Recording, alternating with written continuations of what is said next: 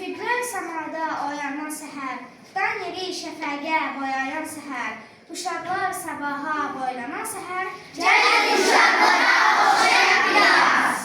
Günəş kainatı, çıraq dünyası, çiçəklər, lətiklər, budaq dünyası, uşaqlar dünyanın uşaq dünyası, gəlin uşaqlara oxşayaq biraz. Gözəli kösümdə dil açan dilə, dəccəli sinəmdə döyünən birə, gəlin uşaqlara əl-ələ birə, gəlin uşaqlara oxşayaq biraz.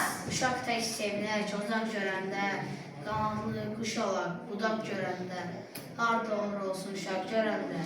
Gəlin uşaqlara oxşayaq biraz. Dolaqlar nəğməni təzəsin deyə, gülüşlər dünyayı bəzəsin deyə, uşaqlar bizlərə bəzəsin deyə, Gəlin uşaqlara